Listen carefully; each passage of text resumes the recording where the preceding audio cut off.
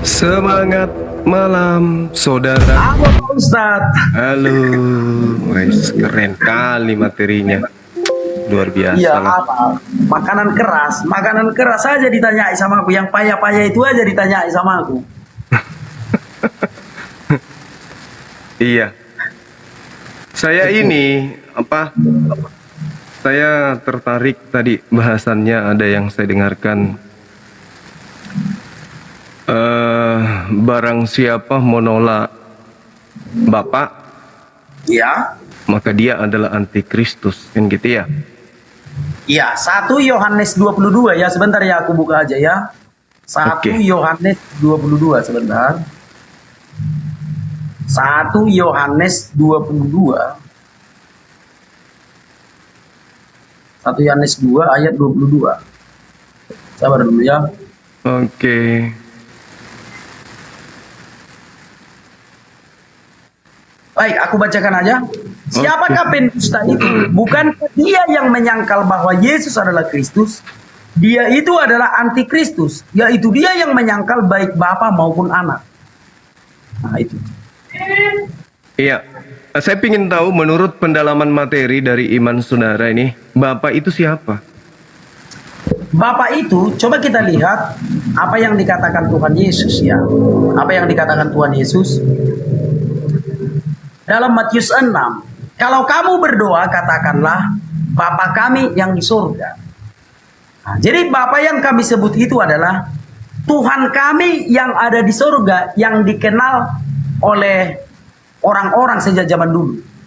Sebab Tuhan itu ada di surga. Nah, kenapa sebutannya Bapa? Karena gini bang, tetragramaton ilahi di dalam iman Kristen itu sejak zaman Musa adalah Yod Hei Vav Hei atau Yahweh. Tetapi Musa berkata, jangan menyebut nama Tuhan Allahmu dengan sembarangan.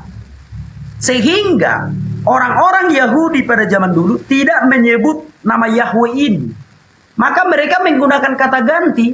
Apa kata ganti yang dipakainya? Adonai, Elohim, Iya. El Shaddai, termasuk Abba. Nah, ketika Samuel menggunakan kata Abba sebagai kata ganti Tuhan, maka Abba itu artinya Bapa. Maka sejak saat itu orang-orang menggunakan kata ganti Bapa terhadap Tuhan itu gitu. Coba kita lihat bang sebentar di dalam 1 Samuel 1 ya, sabar dulu ya. Siapa sih yang pertama menggunakan kata Bapa ini? Dalam 1 Samuel 1 sebentar. 1 Samuel 3 ayat 1. Samuel yang muda itu menjadi pelayan Tuhan di bawah pengawasan Eli. Pada masa itu, firman Tuhan jarang, penglihatan pun tidak sering. Pada suatu hari, Eli yang matanya mulai kabur dan tidak dapat melihat dengan baik, sudah berbaring di tempat tidurnya. Lampu rumah Allah belum lagi padam. Samuel telah tidur di dalam bait suci Tuhan, tempat tabut Allah. Lalu Tuhan memanggil Samuel, dan ia menjawab, "Ya Bapa." Lalu berlarilah ia kepada Eli. Nah, berikutnya. Dan Tuhan memanggil Samuel sekali lagi. Samuel bangunlah. Lalu ia mendapatkan Eli serta berkata, "Ya Bapa." Nah, kan begitu. Samuel berpikir yang memanggilnya. Sebab itu berkatalah Eli kepada Samuel, "Pergilah tidur. Dan apabila ia memanggil engkau, katakanlah, berbicaralah Tuhan. Sebab hambamu ini mendengar." Maka pergilah Samuel dan tidurlah ia di tempat tidurnya. Lalu datanglah Tuhan berdiri di sana dan memanggil serta yang sudah-sudah, "Samuel, Samuel." Dan Samuel menjawab, "Berbicaralah sebab hambamu ini mendengar." Nah, itulah awalnya orang menggunakan kata Bapa sebagai kata ganti Tuhan. Nah, itu Bang, silakan. Jadi Bapak ini adalah yang mewahyukan Taurat kepada Nabi Musa. Iya, dipanggil dengan sebutan Bapa. Namanya tadi kan Yahweh, Yod Hei Vav Hei. Tapi kan Musa melarang, jangan menyebut dengan sembarangan. Maka orang-orang menggunakan kata gantinya, yaitu ada yang mengatakan Adonai, El Shaddai, ada yang mengatakan Abba atau Bapa. Nah, itu. Oke, baik. Nah, di situ kan dalilnya siapa yang antikristus itu adalah 1 Yohanes 2 nomor 22 adalah yang menyangkal Bapa. Artinya menyangkal Bapa di sini menyangkal pemberitaan Bapak kepada Nabi Musa. Betul ya? Betul ya? Iya. Nah, di Iya. antara ajaran Bapak adalah jangan ada ilah lain di hadapan akulah Oke. ilah, tidak ada yang lain. Yesaya 45 nomor 6, Yesaya 46 nomor 5 dan seterusnya. Tidak ada. Nah, sekarang menurut sang Bapak, apakah dia satu pribadi atau tiga pribadi? Oke, baik. Gini Bang, Iya. kalau kita menggunakan cara pandang Pak Ustadz itu, maka kita akan menghakimi nanti jadinya Bang. Yang Enggak, kan dikatakan ini di sini adalah, ini kan siapa yang menolak Bapak? Ketika Bapak mengatakan Iya. aku tiga pribadi, tetapi kemudian Ini ada yang tidak mengatakan berbicara cuma satu ajaran, pribadi, berarti menolak. Tapi Ya, kalau ini Bapak bukan- mengatakan satu pribadi, lalu kita mengatakan tidak, kamu ada tiga pribadi, maka kita sama halnya menolak Bapak. Silakan. Oke, baik. Oke, aku jawab ya. Berbicara tentang antikristus, jelas sekali dicatatkan di dalam Alkitab. Siapakah si pendusta itu? Bukankah dia yang menyangkal bahwa Yesus adalah Kristus? Dia itu adalah antikristus. Yaitu dia yang menyangkal baik Bapa maupun Anak. Jadi bukan masalah begini Bang. Kau tidak melakukan ajaran Yesus, berarti kau adalah antikristus. Itu udah menghakimi Pak Ustaz. Ini Enggak kan, menolak untuk Bapak. sebentar dulu Pak Ustadz ya. Biar jangan mudah kita menghakimi orang asal tidak percaya Yesus antikristus. Biar jangan mudah kali kita menghakimi orang Pak Ustadz. Dengar dulu ya. Yang dikatakan di sini antikristus adalah dia itu adalah antikristus, yaitu dia yang menyangkal baik Bapa maupun Anak. Jadi bukan soal perintah, tetapi yang menyangkal baik Bapa maupun Anak, itulah antikristus. Jangan kalau kita tengok orang tidak melakukan perintah Yesus, oh ini antikristus, nggak boleh nanti jatuh-jatuhnya menghakimi. Jadi jelas sekali dicatatkan di sini, yang antikristus itu adalah orang yang menyangkal baik Bapa maupun Anak. Itu antikristus. Biar jangan kita mudah menghakimi. Oke. Gitu. Silakan. Sekarang Bapak memperkenalkan dirinya kepada Nabi Musa sebagai satu pribadi tunggal. Oke. Apakah Anda menyangkal bahwa Bapak dalam pengajarannya kepada Nabi Musa, dia satu pribadi, satu hakikat? Oke, baik. Iya. Dia memperkenalkan dirinya kepada Musa bahwa dia bukan satu pribadi tunggal. Tetapi Loh, dia di mana? memiliki roh. Di mana dia memperkenalkan dia bukan satu pribadi, Oke, tapi tiga baik. pribadi? Di mana? Baik ya, sabar, Iya. selulah. Iya, Ya. iya. Kejadian 6 ayat 3. Berfirmanlah Tuhan, rohku tidak akan selama-lamanya tinggal di dalam manusia. Itu Tuhan sendiri yang bilang. Iya. Berfirmanlah Tuhan. Enggak, maksud saya tiga pribadi, Tuhan menyatakan dirinya satu pribadi. Banyak data di mana Tuhan menyatakan satu pribadi. 2 Raja-Raja 19 nomor 9. Saya sendiri, tidak ada pribadi lain. Oke, baik. Apakah Anda menyangkal itu atau menerima itu? Ya. Saya menerima itu. Ya, saya menerima. Berarti tidak ada pribadi lain. Berbicara tentang tiga pribadi bukan berarti tiga pribadi yang berbeda, Pak Ustadz, ya. Loh? Sekarang coba Pak Ustadz dengarkan aku dulu. Dengarkanlah dulu sebentar. Ya. Di dalam Kejadian 6 ayat 3, ini perkataan Tuhan loh. Musa yang menuliskannya. Berfirmanlah Tuhan, rohku tidak akan selama-lamanya tinggal di dalam manusia. Berarti Tuhan sendiri telah mengakui bahwa dia punya roh, kan begitu? Ya, dia punya alam semesta ini, dia punya roh, dia punya... Bukan alam semesta, bukan. Coba Pak Ustadz deh yang mengartikan. Coba silakan Pak Ustadz. Kejadian 6 ayat 3. Kayak mana cara pandang hermeneutik Pak Ustadz di dalam Kejadian 6 ayat 3. Silakan. Rohku itu maksudnya Tuhan mempunyai roh yang diciptakan untuk menghidupi manusia. Oke, baik. Zakaria 12 nomor 1. Oke. Adalah Elohim yang menciptakan semua roh yang ada pada diri manusia. Rohku yang ada pada diri manusia adalah roh yang kuciptakan. Zakaria 12 nomor 1. Coba Anda lihat. Nah, Baik. sekarang Baik. ketika kemudian antikristus itu adalah menolak Bapak, Bapak mengajarkan dirinya, akulah satu-satunya. Tidak ada pribadi lain di luar aku. Apakah Anda menolak itu? Oke. Baik. Silakan. Baik. Tuhan itu satu, tetapi Tuhan itu memiliki roh. Ya, tetapi Tuhan itu memiliki roh. Di dalam Kejadian 6 ayat 3 dikatakan, Tuhan sendiri yang berfirman, rohku tidak selamanya ada di dalam manusia. Tuhan sendiri yang mengatakan bahwa rohnya ada. Gitu ya. Di dalam Yesaya 61 ayat 1, coba kita lihat di dalam Yesaya 61 ayat 1. Roh Tuhan ada padaku, kata Yesaya. Jadi Tuhan sendiri yang mengatakan bahwa dia memiliki roh. Dan para nabi terdahulu juga mengatakan bahwa Tuhan itu memiliki roh.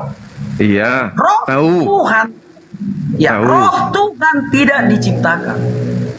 Sebab roh itu bersama-sama dengan Tuhan. Contoh aku, apakah aku setara dengan rohku? Tentu saja aku setara dengan rohku. Demikian juga dengan Tuhan itu. Sekarang Roh gini, Tuhan tidak sekarang mungkin yang diciptakan. kita nggak berbicara mengenai roh. Yang kita bicarakan ini barang siapa yang menolak aku, menolak Bapak. Bapak mengatakan dia satu pribadi. Terkait dengan roh itu bukan yang kita bahas. Tuhan mengatakan aku satu pribadi. Satu Raja-Raja 19:19. Aku menciptakan segala sesuatunya seorang diri. Sementara di Kristen ada 3 pribadi. Ketika Tuhan mengatakan dirinya satu pribadi, apakah Anda menyangkal itu? Oke, baik. Sekarang kita kembali ke dalam 1 Yohanes 2 ayat 22 tadi ya. Yang menyangkal Bapa maupun Anak. Siapakah pendusta itu? Bukankah dia yang menyangkal bahwa Yesus adalah Kristus? Dia itu adalah antikristus. Yaitu dia yang menyangkal baik Bapa maupun Anak. Bukan masalah ajaran. Siapa yang menyangkal Bapa maupun Anak? Kalau aku jujur aja Pak Ustadz, aku tidak menyangkal Bapa maupun Anak. Sebab Tuhan itu aku sebut Bapa. Oke. Aku tidak menyangkal Bapa. Oke. Bapak ada berapa pribadi? Antikristus dong. Menurut Berarti Bapak, aku bukan Bapak itu antikristus. ada berapa pribadi? Bapa itu satu. Bapa Satu itu pribadi. satu. Tetapi dia tidak terbatas. Sebentar dulu. Ini tidak berbicara tentang pribadi Pak Ustadz. Loh kan Bapak memperkenalkan dirinya kepada para nabi sebagai Tuhan satu-satunya, nggak ada yang lain. Anda menyangkal nggak itu? Gini Bang, gini ya, gini Pak Ustadz ya. Sekarang ini kita tidak berbicara tentang ajaran, tidak berbicara tentang perintah Tuhan, tidak berbicara tentang doktrin. Kenapa? Karena di sini tidak ada doktrin. Saya baca sekali lagi. Siapakah pendusta itu? Bukankah dia yang menyangkal bahwa Yesus adalah Kristus? Dia itu adalah antikristus.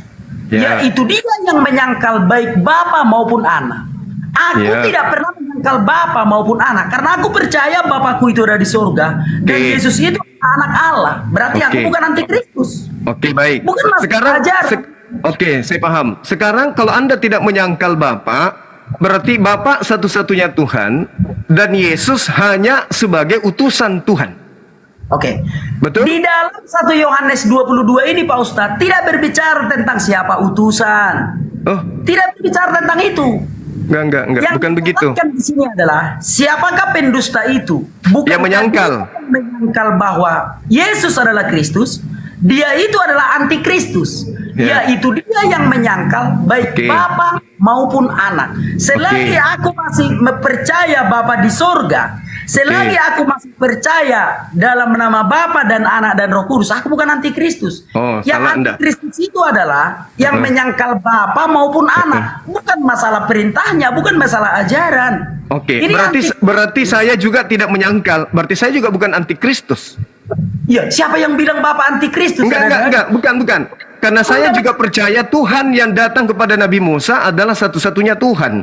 Dan saya percaya Yesus yang datang kepada Bani Israel adalah Nabi utusan Tuhan. Sekarang permasalahannya, apakah Anda percaya bahwa Yesus itu hanya Mesias, hanya Kristus? Sekarang topik kita adalah antikristus. Iya, antikristus. Iya, betul. Antikristus. Siapa? Makanya saya tanya, antikristus itu adalah mereka yang menolak Yesus sebagai Kristus. Kristus itu Mesias. Mesias itu adalah manusia. Sekarang apakah Anda menyangkal bahwa Yesus itu manusia? Oke. Antikristus tidak dijelaskan soal manusia atau tidak. Tetapi dikatakan di dalam 1 Yohanes 2 ayat 22, siapakah pendusta itu? Menolak. Bukankah dia yang Menyangkal. bahwa Yesus adalah Kristus? Ah. Tanda tanya. Udah, lanjut. Oke. Dia itu adalah antikristus. Ya. Koma. Ya itu Planos, dia yang penyesat atau menyangkal. pembohong, ya. Ya itu dia yang menyangkal baik Bapa maupun anak. Itu Oke. antikristus. Oke. Selagi dia percaya Bapa, selagi dia percaya anak, itu bukan antikristus. Jangan Pak Ustadz gampang sekali menghakimi Anda orang. percaya anak ini sebagai apa? Tuhan atau manusia? Bukan masalah anak ini sebagai apa, tetapi percaya Bapa maupun anak. Percaya Bukan sebagai apa gitu loh. Percaya sebagai apa dulu? Tidak, di ayat itu Loh. tidak dikatakan seperti itu. Coba aku baca sekali lagi deh Pak Ustadz. Jangan ditambah-tambahi Pak Ustadz. Iya, Nanti percaya sebagai apa? Bapak Gini loh. dipercaya sebagai apa? Anak dipercaya sebagai apa? Coba. Bukan seperti itu. Yang ditulis bukan seperti itu Pak Ustadz. Lalu? Jangan kita tambahi. Kan ada penyangkalan. Kan ada penyangkalan di situ. Yang menyangkal di- Bapak, siapa menyangkal Bapak? Antikristus. Siapa yang menyangkal anak? Antikristus. Sekarang, apakah Anda menyangkal Bapak itu satu-satunya Tuhan? Dan apakah Anda menyangkal Yesus itu hanyalah Mesias, manusia? Ini tidak berbicara tentang Yesus itu utusan. Ini tidak berbicara tentang ajaran Yesus mengasihi. Bukan itu. Lalu? Bukan, ini tidak berbicara tentang itu. Ini bukan berbicara tentang oh ini pengikut Yesus, enggak. Ini berbicara tentang mengenal siapa antikristus itu. Nah, itu dia. Anda mengenal Yesus ini sebagai apa? Sekarang yang mau kita cari, yang mau kita kenal siapanya? Yesus atau antikristus? Yang pertama Bapak dulu. Pertama Bapak. Antikristus itu, sabar Bang, sabar. Antikristus itu adalah dia yang menolak Bapak. Bapak ini siapa? Satu-satunya pencipta alam semesta, satu pribadi, satu hakikat saja. Nah, ini dulu, kita dudukkan ini dulu. Kalau kita sudah mengimani bahwa Bapa yang adalah Tuhan yang datang kepada Bani Israel sebagai satu-satunya Tuhan, tidak ada yang lain, berarti kita tidak menyangkalnya. Oke. Nah, sekarang antara saudara saya dengan saya, perbedaannya adalah Bapak ini nuzul menjadi Yesus, saya tidak. Benar kan? Baik.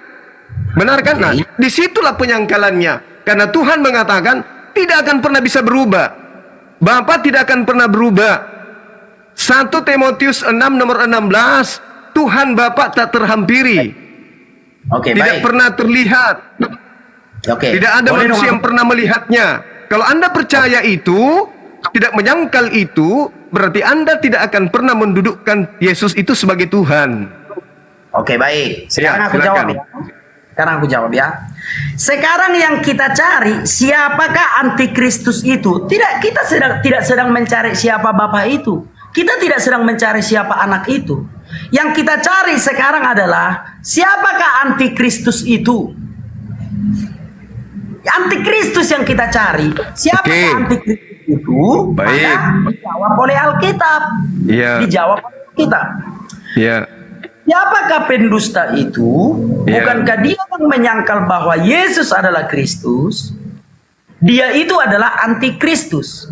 Yaitu dia yang menyangkal Bapa Bapak, maupun anak. anak. Nah, ini tidak berbicara tentang perintah Tuhan, enggak. Siapa yang tidak percaya Bapa maupun anak, itulah antikristus. Kalau aku tidak mau menghakimi siapapun. Orang-orang Kristen tidak akan kuhakimi. Tapi aku menggunakan pembelaan diriku. Aku percaya Bapa dan anak, berarti aku bukan antikristus. Itu saja. Kalau saya gini, Bang. Itu dari Kalau saya gini, kalian. Oke. saya gini. Kalau Anda mengatakan saya percaya Bapa dan juga percaya kepada Yesus, tetapi pada implementasi imannya Anda menyembah Yesus, berarti Anda tidak percaya Bapa. Bahwa Baik. Bapa mengatakan tidak ada Tuhan selain aku, tapi Anda menuhankan Tidak Yesus, berarti berbicara Anda menolak. tentang perkataan Allah, Pak Ustadz. Mari kita Nanti buktikan jatuh- dulu. Kita akan menghakimi. Gini loh, Pak Sabar. Ustadz. Di dulu lah, Pak di Ustadz. dalam Dulu, kitab Pak saudara 1 Yohanes 2 nomor 7. Oke. Antikristus itu adalah mereka yang pergi ke seluruh dunia yang tidak mengaku Yesus datang sebagai manusia. Itulah penyesat. planos, pembohong, penipu, dan antikristus. Sekarang apakah saudara percaya bahwa Yesus itu datang sebagai manusia? Oke, aku percaya Yesus itu datang sebagai manusia. Itu ya. Berarti dia manusia kan? Ya, dia datang sebagai manusia, tetapi dia bukan manusia yang sama seperti kita. Tetapi itu Apalagi terlalu jauh, Pak kenapa Ustadz. bisa dia tidak seperti manusia seperti kita? Karena dia juga Bapa. Karena dia Allah yang menjadi manusia. Coba Pak Allah di sini Bapa. Sebentar, dengar dulu Pak Ustadz. Udah terlalu jauh. Sekarang kita Bukan masalahnya. definisikan. Saudaraku, kalau saudara mengatakan Yesus itu adalah Bapa yang datang menjadi manusia, berarti Anda menyangkal Bapa. Gini Pak Ustadz. Itu udah terlalu jauh. Udah terlalu jauh ke situ. Masih ada antikristus, materi antikristus. Oke, silakan. Mengenal antikristus adalah menggunakan cara pandang Alkitab yang menceritakan tentang antikristus itu. Jangan menghakimi orang lain. Gitu loh. Kita nggak bisa menghakimi orang lain, Pak Ustadz. Nggak bisa. Enggak, berdasarkan dalil.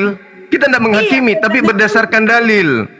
Ya, sekalipun berdasarkan Alkitab, kita tidak bisa menghakimi orang lain. Tapi ini ajaran Kristen ya. Mungkin kalau ajaran Muslim, oke. Tetapi sekalipun berdasarkan dalil, kita tidak bisa menghakimi orang lain. Sekarang kalau kita mau melihat siapa itu antikristus, maka kita baca saja di dalam 1 Yohanes 2 ayat 22. Siapakah pendusta itu? Bukankah dia yang menyangkal bahwa Yesus adalah Kristus? Nah, satu, yang menyangkal Yesus adalah Kristus, anak Batak. Oh, aku percaya Yesus itu adalah Kristus, berarti bukan anak Batak. Itu yang pertama. Yang kedua, dia itu adalah antikristus, yaitu dia yang menyangkal baik Bapa maupun anak. Aku termasuk nggak? Oh, aku nggak menyangkal Bapa maupun anak. Aku selalu berdoa dalam nama Bapa dan Anak dan Roh Kudus. Oh, berarti aku bukan antikristus. Ah, berarti aku bukan antikristus. Nah, sebentar dulu Pak Ustaz. Sebentar dulu Pak Ustaz. Berarti aku bukan antikristus. Nah, kalau ada aku lihat orang tidak percaya Bapa, nggak bisa kuhakimi dia antikristus. Cara berpikir orang Kristen itu seperti itu Pak Ustadz. Sekalipun kita tahu yang menyangkal Bapa itu adalah antikristus. Kalau ada orang yang tidak percaya Bapa, Putra dan Roh Kudus, kita nggak bisa menghakiminya sebagai antikristus. Sebab perintah Tuhan Yesus tidak boleh menghakimi. Nah, semoga Bang Juma paham. Silakan Bang Juma. Oke, baik. Apakah Anda ngerti apa itu Kristus? Kristus itu adalah Yesus yang diurapi Allah untuk menjadi manusia. Itulah Kristus. Berarti Kristus itu adalah manusia yang diurapi Tuhan kan? Ya, manusia yang diurapi Tuhan. Nggak masalah. Berarti dia bukan Tuhan. Dia Allah yang menjadi manusia, Pak Ustaz. Inilah antikristusnya di situ. Antikristusnya di situ. Yang menolak Yesus sebagai Kristus, yang menolak Yesus sebagai manusia. Anda mengatakan anak, Pak Ustadz. Antikristus itu adalah orang yang menolak Bapa maupun anak. Pak Ustadz membaca, coba aku baca sekali lagi deh. Iya, silakan. Kalau kita sekarang gini, kalau Pak Ustadz mau mengetahui tentang Yesus itu siapa, kita ganti topik. Tetapi topik sekarang adalah antikristus. Ya, kalau udah selesai topik ini ya sudah kita ganti. Gitu loh. Belum selesai. Belum. Antikristus itu adalah yang menolak Bapa maupun anak. Bukan masalah menolak Bapa sebagai apa? Sekarang begini, ya, aku bacakan menolak aja. Bapa sebagai apa?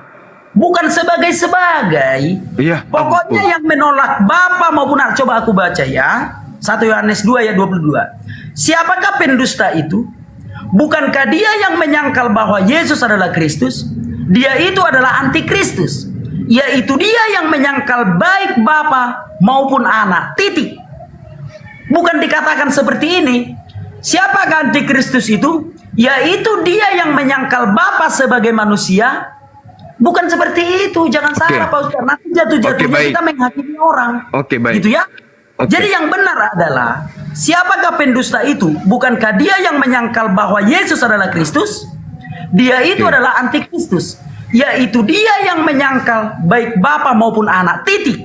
Jadi aku sendiri, aku tidak pernah menyangkal Bapa dan tidak menyangkal anak. Sebab aku percaya dalam ritual keagamaanku, Oke. aku melakukan Bapa, Anak, dan Roh Kudus. Berarti aku tidak menyangkal Bapa maupun Anak, gitu loh. Oke.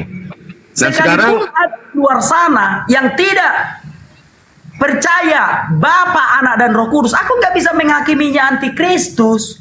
Ini hanya pembelaan kepada diri kita sendiri. Oke, Gitu, Pak sekarang Ustadz. begini. Kalau Anda tidak menyangkal Bapak mengatakan jangan engkau membunuh. Oke, Oke. oke.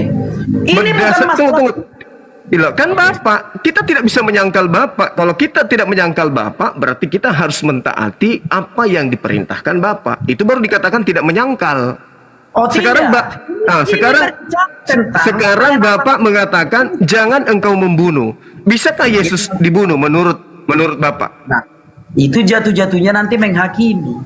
Enggak. Nanti menghakimi. Untuk membuktikan bahwa apakah Anda itu menyangkal atau hanya di mulut Anda yang mengatakan tidak menyangkal, tapi pada dasarnya Anda menyangkal. Ketika Bapak mengatakan jangan engkau membunuh, bolehkah Yesus dibunuh? Nah, itu tadi menghakiminya di situ. Jadi setiap orang nanti yang tidak melakukan perintah Yesus, maka Pak Ustadz akan mengatakan dia sebagai antikristus. Oh pasti. Itu Nah, pasti itu itu. yang tidak boleh. Itu yang tidak boleh. Anti terhadap ajaran Itu tidak boleh. Bapa dan anti terhadap ajaran Yesus. Itulah antikristus. Gini loh Pak Ustadz, dengar dulu Pak Ustadz. Itu udah ketahuan Pak Ustadz jatuh-jatuhnya menghakimi. Asal tidak melakukan perintah Tuhan. Sekarang begini, Bung. Sebentar dulu. Kalau kita tidak menyangkal Bapak, berarti kita mentaati perintahnya.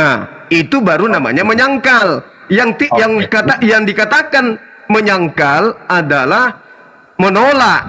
Itu menyangkal, itu menolak. Oke? Oke. Nah, yang kebalikan dari menyangkal adalah menerima. Oke. Oke? Nah, sekarang kalau menerima Bapak berarti tunduk kepada perintahnya. Kalau menolak Bapak berarti menolak perintahnya. Perintah Bapak jangan engkau membunuh, salah satunya. Makanya saya tanya, boleh tidak membunuh Yesus menurut Bapak? Oke, baik. Sekarang ku kasih aja lah analogi yang sangat sederhana. Mungkin Pak Ustadz belum pernah mendapatkan ini ya. Nah, gini. Kalau seperti cara pandang Pak Ustadz itu, maka akan menghakimi orang nanti. Bukan, Bung. Anda mengatakan saya tidak menolak Jokowi. Sebentar, Tetapi sabar. aturan Jokowi Anda tolak. Sabar. Itu apa sabar, namanya? Pak. Sebentar dulu. Sebentar dulu ya. Silakan. Silakan. Orang yang melakukan perintah Yesus tidak kita bahas dulu itu. Kita nggak membahas dulu. Kita sekarang membahas orang berdosa. Orang yang tidak melakukan perintah Tuhan. Tuhan sudah mengatakan jangan membunuh.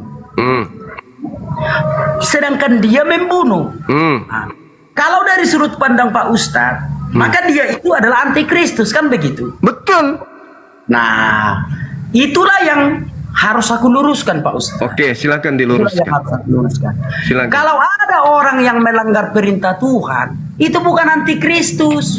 Karena kalau hari ini dia menolak perintah Tuhan, besok dia akan bertobat. Nah, gitu ya. Jadi bukan antikristus.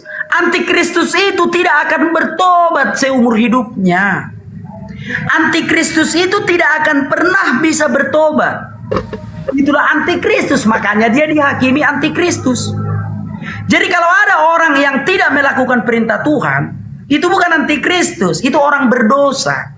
Loh. Yang besok juga bisa bertobat. Nah, kalau Yang dia bertobat berarti dia tidak antikristus lagi. Sebentar dulu, Bang. Sebentar Iya, dulu. silakan.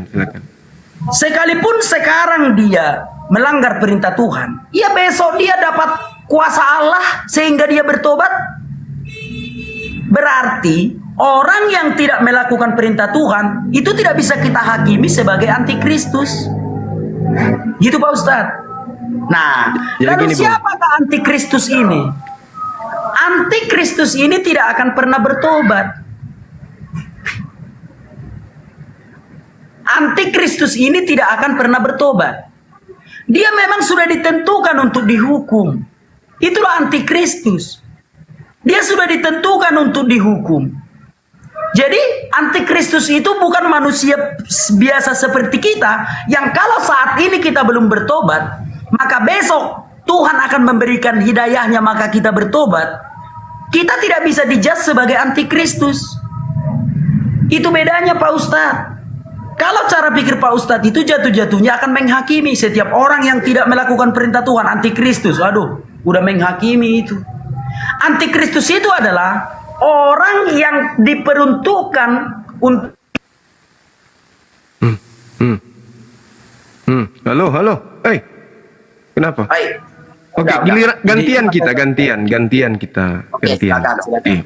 Silakan. Di dalam Keluaran 20, kalau kita lihat di data 4, nomor 5 dan seterusnya. Antikristus itu udah ada apa atau belum? Itu aja dulu, biar kita ganti topik. Antikristus itu, dengar dulu, sabar dulu, gantian kita katanya, gantian. Keluaran 20 nomor 4 dan nomor 5, orang yang anti terhadap ajaran Tuhan itu adalah orang yang membenci Tuhan. Oke, anti terhadap ajaran Tuhan, orang yang membenci Tuhan. Oke. Apakah dia antikristus? Tunggu dulu. Nah, kita masuk ke dalam data tadi. 1 Yohanes 2 nomor 22. Jangan kemana-mana dulu, kalau enggak ganti topik. Sekarang topik kita Enggak, kita antikristus. masih berbicara mengenai antikristus. Kan Oke, Yesus baik. mengatakan, aku datang bukan atas kehendakku. Aku berkata bukan dari diriku.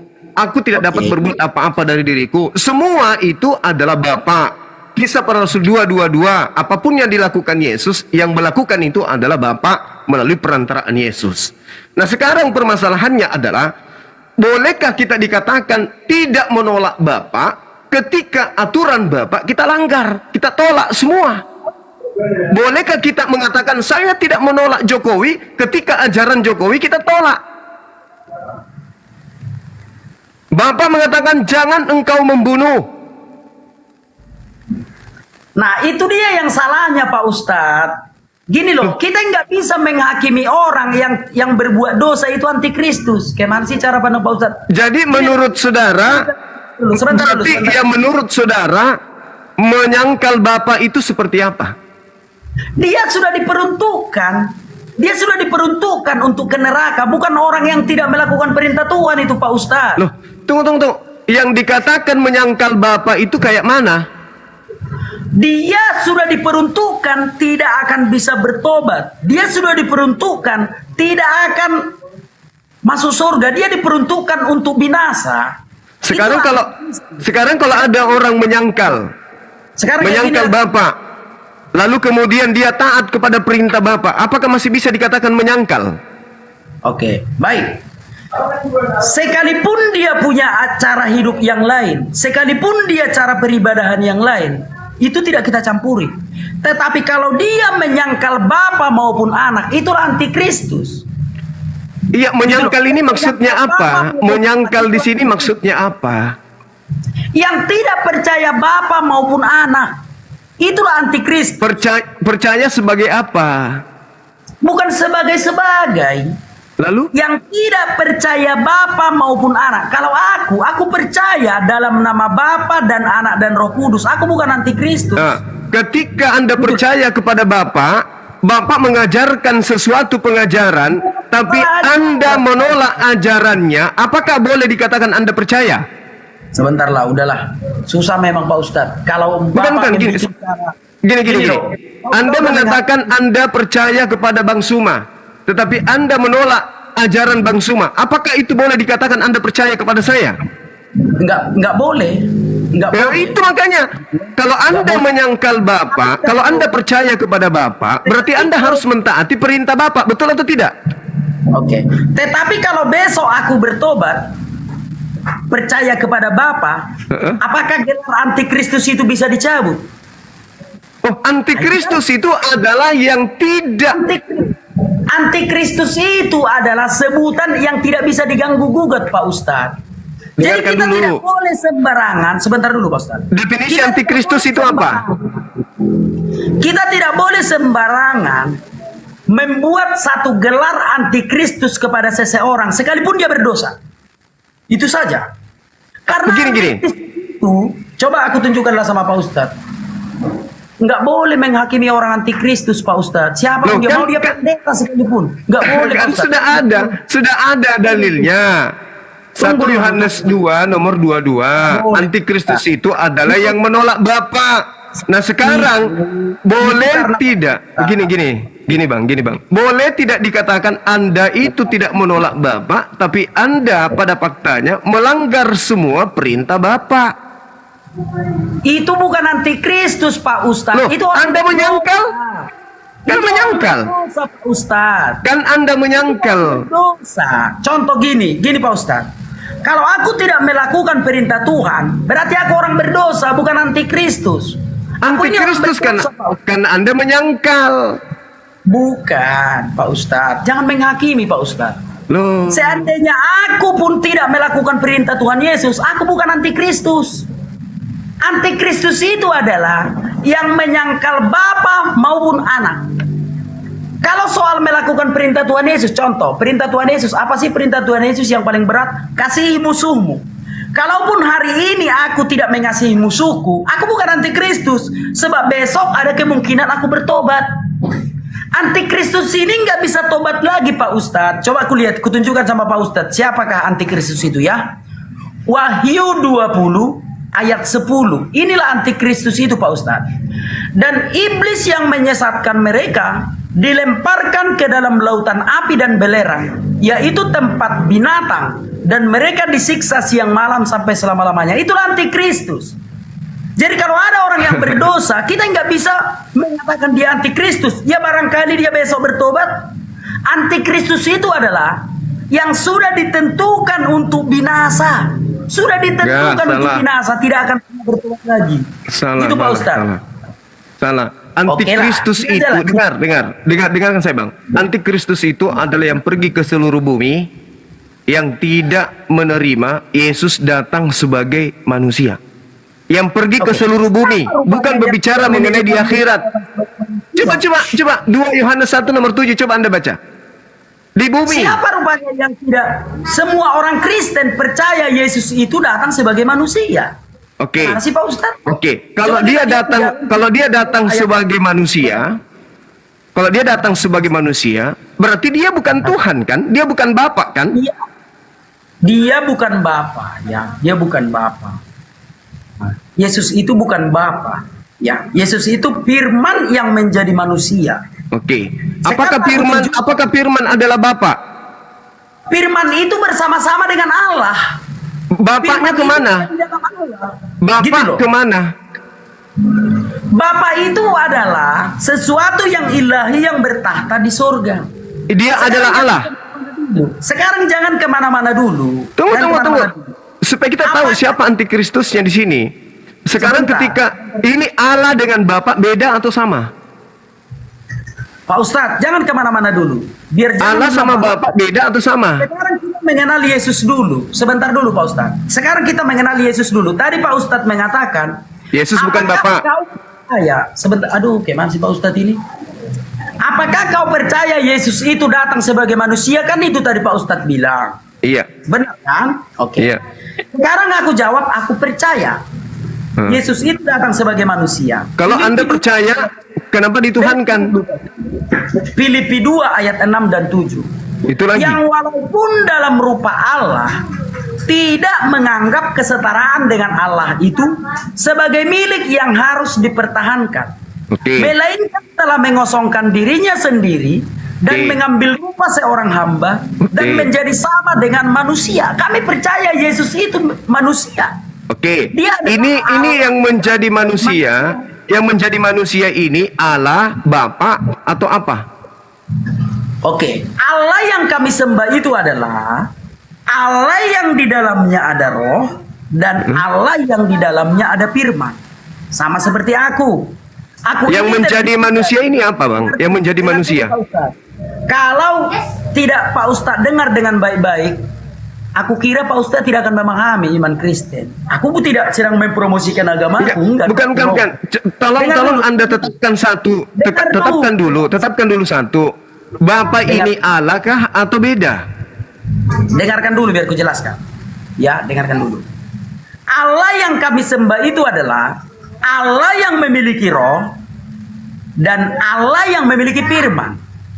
Firman yang ada di dalam diri Allah inilah yang menjadi manusia, itulah Tuhan Yesus.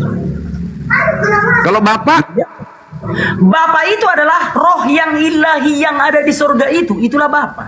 berarti Roh yang berarti ada di beda surga. antara Allah, beda antara Allah, beda antara roh, beda antara firman. 3. Baik.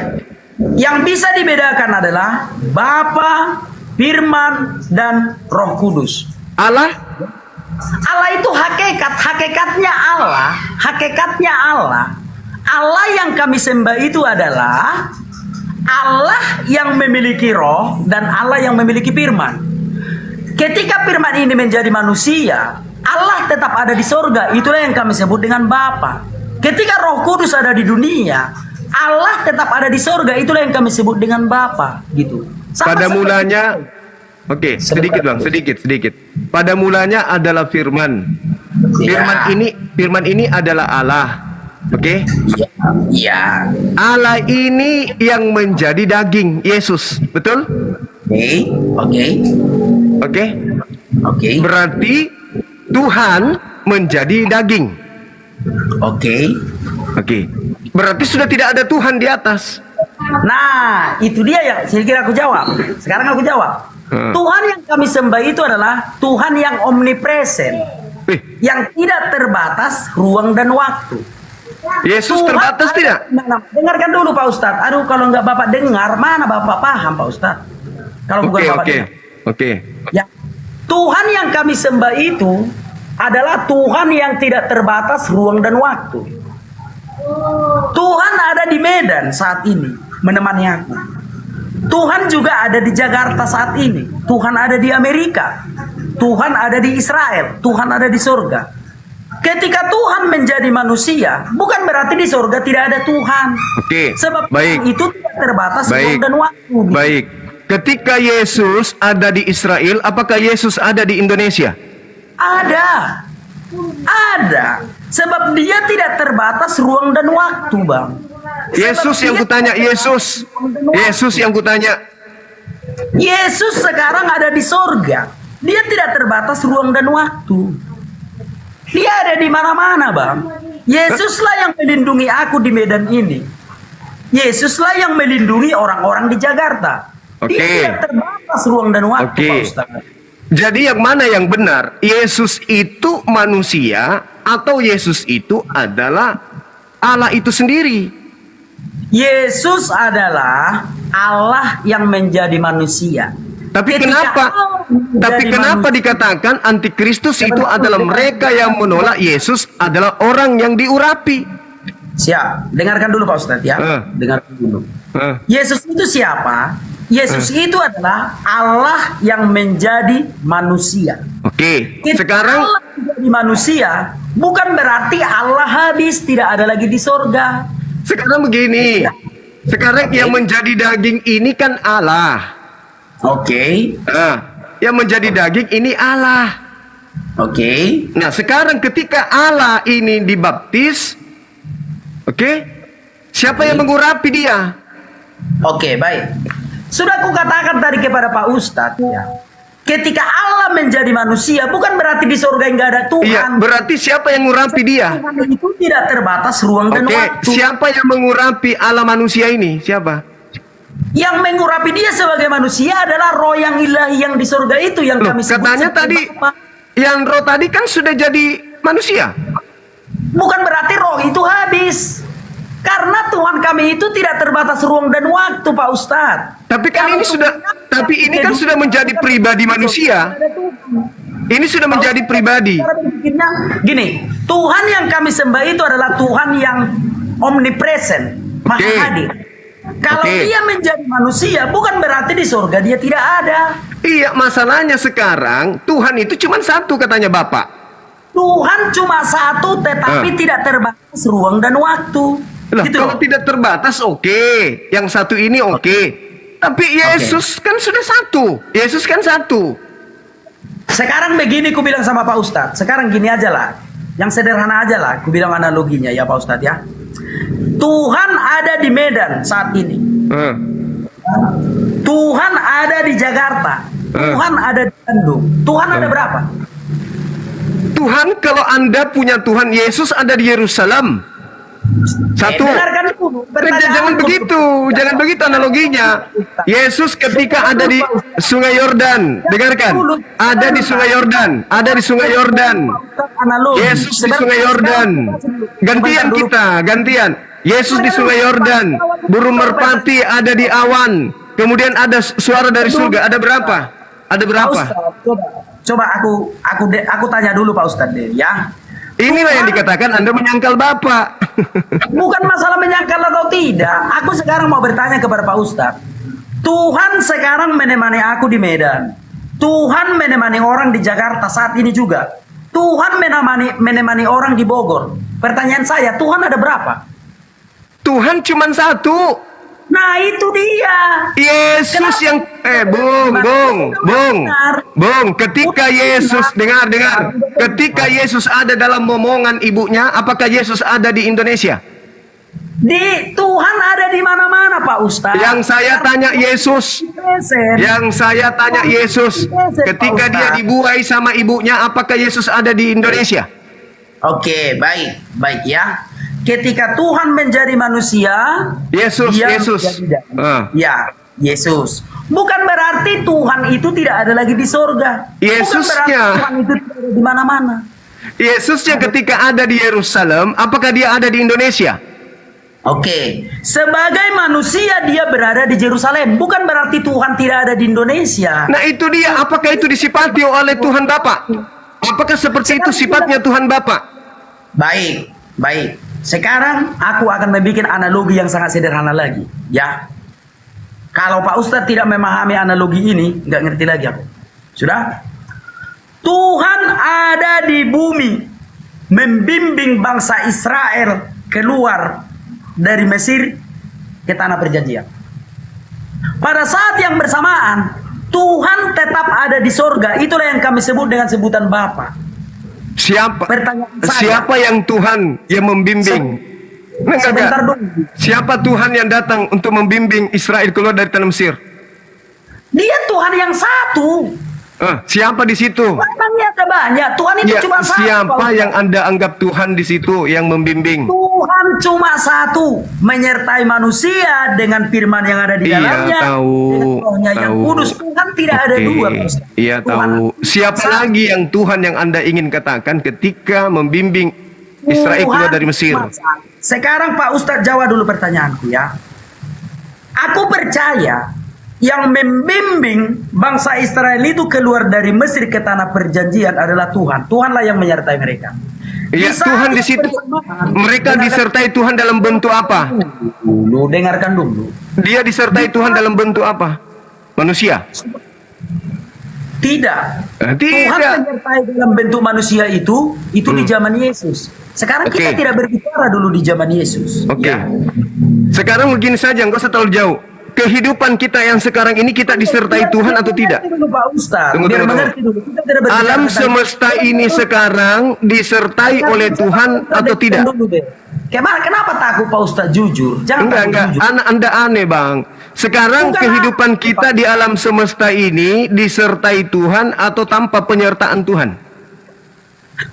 Sekarang aku tanya. Tuhan menyertai orang Israel keluar dari Mesir ke tanah perjanjian. Melalui nabinya, itu melalui Nabi Musa. Oke, sekarang saya tanya, apakah alam semesta ini bentar ya, sabar. Disertai penyertaan Tuhan atau tidak? Sebentar, kutunjukkan ayatnya sama Pak Ustadz. Kutunjukkan ayatnya sama Pak Ustadz. Iya, tahu. Tuhan menyertai Nabi Musa, tahu. Inni ma'akum, saya ngerti. Itu diterangkan di kitab kami. Di dalam Al-Quran surah Al-Ma'idah itu diterangkan Tuhan menyertai Nabi Musa, Tuhan menyertai para nabi. Yang saya tanya, apakah pada saat Tuhan menyertai mereka, Tuhan turun ke bumi menjadi pribadi, menjadi pribadi makhluk? Baik ya. Terima kasih Pak Ustadz. Terima kasih Pak Ustadz kalau sudah mengakui bahwa Tuhan bertemu dengan Musa. Keluaran 33. Bukan bertemu, menyertai. Tuhan tidak bisa, manusia tidak bisa bertemu Tuhan, tidak bisa. Tuhan berbicara dengan Musa melalui perantaraan malaikat. bukan melalui perantara malaikat. Ini berbicara iman Kristen kita Pak Ustadz. Bukan Bagaimana berbicara- kisah para rasul? Kisah para rasul 8. Coba. Kita tidak berbicara tentang iman Islam. Stop dulu, stop. Kisah para rasul 8 itu bukan Islam punya. Sebentar dulu. Jadi ditangkap polisi pula nanti aku. Kita Loh. tidak membicarakan tentang sudut pandang Islam Pak Ustadz. La Yang haula kita wala bicarakan quwata illa billah. Kenapa jadi Islam? di dalam, nah karena tadi Pak Ustadz mengatakan Tuhan tidak bertemu dengan Musa. Memang Begitu yang- tidak. Sekarang ada dalilnya di dalam Alkitab. Keluaran 33 ayat 11. Dan Tuhan berbicara kepada Musa dengan berhadapan muka. Seperti seorang berbicara kepada temannya. Apalagi Pak Iya. Ustadz bilang? Itu malaikat. Tuhan menyatakan diri melalui malaikat. Aduh. Pak Ustadz nggak bisa mendengar ya. Dan Tuhan berbicara kepada Musa dengan berhadapan muka.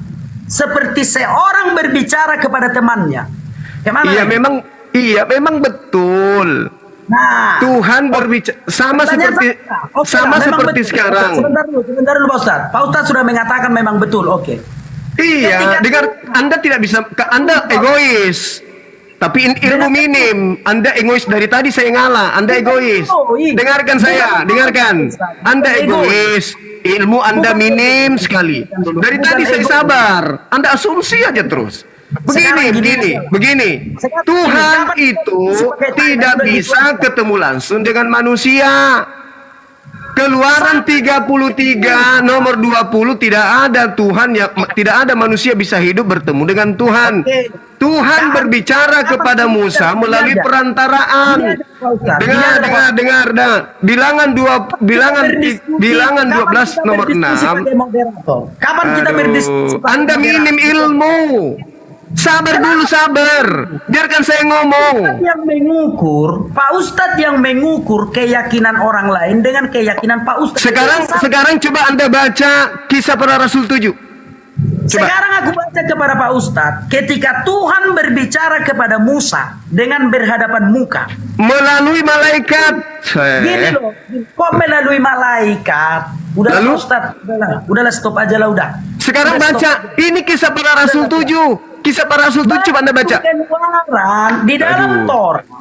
Keluaran 33 ayat 11 berbunyi, Tuhan berbicara kepada Musa dengan berhadapan muka seperti seorang berbicara kepada temannya. Itu iman kami Pak Ustadz.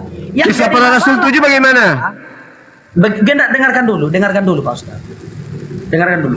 Yang menjadi masalah adalah ketika Pak Ustadz mengukur keimanan Kristen dari cara pandang Islam. Kisah Itu yang para- jadi masalah. Memang Bung, benar. Makanya di jangan dalam- terlalu egois. Anda mau menang sendiri. Udahlah stop aja lah sudah stop Dengarkan aja. saya dulu. Kisah para rasul Aku tidak 7. mau menyambung Tuhan. Yang Aku menghormati datang, Tuhan. dengarkan, yang datang kepada Nabi Musa itu malaikat. Sudah Pak Ustadz, sudah. Aku nggak mau menyambung Tuhan. Loh kok Ya, nyambung? aku menghormati agama Islam. Aku menghormati agama Islam. Aku nggak mau menyambung Tuhan, nggak mau. Gitu ya? Aku nggak mau menyambung Tuhan. Aku menghormati agama Islam. Memang benar di dalam Islam Allah itu berbicara kepada nabinya melalui perantara malaikat. Itu benar, aku menghormati itu. Tetapi di dalam iman Kristen Tuhan berbicara langsung kepada manusia. Aku nggak mau menyambung Tuhan Pak Ustadz, nggak mau. Nggak mau aku menyambung Tuhan. Aku menghormati agama Islam. Gitu loh. Jangan jadi Pak Ustadz mengukur iman Kristen dari sudut pandang Islam. Itu yang salah. Kalau di dalam Islam, Tuhan tidak boleh berbicara langsung dengan manusia. Harus dengan perantaraan malaikat Jibril. Itulah yang kuhormati. Hormat aku. Tetapi di dalam iman Kristen, Tuhan berbicara secara langsung kepada manusia. Gitu.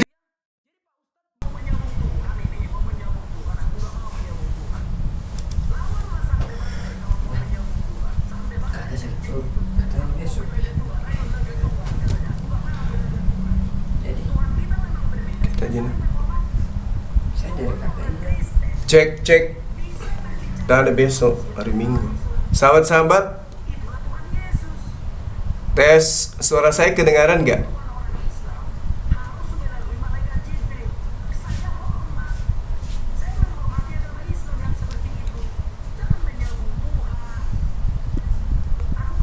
Suara saya kedengaran nggak, teman-teman sekalian? Sudah selesai.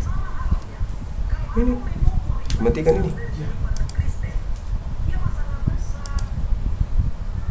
Cek. Teman-teman sekalian, jadi gini, anak bata ini mengatakan Nabi Musa bertemu langsung dengan Tuhan. Itu bohong. Ya, di dalam kitab Keluaran 33 nomor 20, Nabi Musa tidak bertemu Tuhan. Nabi Musa hanya mendengarkan suara. Jadi Tuhan menyatakan diri melalui suara, tidak berhadapan muka. Nah, saya mencoba untuk menyadarkan dia. Di dalam Kisah Para Rasul 7, Musa inilah yang menjadi pengantara dalam sidang jemaat di padang gurun di antara para malaikat yang berfirman kepada Nabi Musa. Itu jelas. Justru dia menolak Kisah Para Rasul 7 yang mengatakan Nabi Musa menerima Taurat lewat malaikat. Kisah Para Rasul 7 nomor 38. Lalu dikatakan di dalam 53-nya, kamu telah menerima hukum Taurat yang disampaikan oleh malaikat kepada Musa. Jadi yang datang kepada Nabi Musa itu adalah malaikat, tapi anak bata ini mencoba untuk menipu. Yang kedua, dia mengatakan menolak Bapa itu bukan ajarannya, katanya. Ini adalah tipuan antikristus, ya. Itulah artinya bahwa memang mereka ini antikristus karena menolak ajaran Tuhan. Sedangkan di dalam Keluaran 20 yang dikatakan anti terhadap Tuhan adalah yang membenci ajaran Tuhan. Yang membenci ajaran Tuhan itulah anti Tuhan. Nah, antikristus adalah yang membenci ajaran Yesus. Nah, dia katakan bahwa bukan ajaran. Yang ketiga, dia mengatakan bahwa antikristus itu adalah bukan orang yang ada di dunia, tetapi nanti di akhirat dengan membawa Wahyu 10 tadi. Padahal itu adalah kebohongan. Yang dimaksud antikristus adalah yang pergi ke seluruh dunia, berarti yang di dunia, yang tidak mengaku Yesus datang sebagai manusia. Nah, lagi-lagi dia memaksakan, dia mengatakan Yesus itu adalah manusia. Dia mengatakan manusia. Tapi dia memaksakan bahwa Yesus itu adalah pribadi yang sama dengan Allah. Dia bilang tadi kan, dengan Tuhan itu sendiri. Inilah bukti bahwa dia adalah antikristus. Karena dia memaksakan Allah yang adalah firman itu sendiri yang menjadi manusia. Berarti kan antikristus. Nah, setelah dia stres, dia main kick. Artinya dia minim ilmu, tidak bisa memberikan kesempatan ke orang lain. Padahal kita sudah berikan dia ruang, kemudian dia bicara, dan seterusnya kita dengarkan. Giliran kita berbicara, dia tidak mau dengarkan. Dia aja yang benar. Padahal semua yang disampaikan itu bertentangan dengan Bibelnya sendiri. Yang dikatakan menolak Bapa bukan menolak Tuhan, tapi menolak ajarannya. Ketika menolak ajarannya itu sama halnya menolak Bapa. Tapi anak ini memang minim sekali ilmunya, ya teman-teman sekalian. Karena dia tukang obat, ya, makanya dia hanya bisa keluar-keluar sendiri kayak begini. Tidak ada ilmu. Kita akhiri ya teman-teman sekalian. Kita cari komal yang lebih berbobot, ya. Pada ilmu asumsi aja si anak bata ini, gak ada ilmunya, minim sekali. Oke, terima kasih atas perhatiannya, terima kasih atas kebersamaannya. Saya tutup. Subhanakallahumma bihamdi, asyhadu an la ilaha illa anta astaghfiruka wa atubu ilaih. Salam tauhid, salam satu Tuhan, jayalah Islamku, jayalah Indonesiaku. Assalamualaikum warahmatullahi wabarakatuh. Jangan kemana-mana ya sahabat, kita balik lagi setelah ini. Kita live kembali.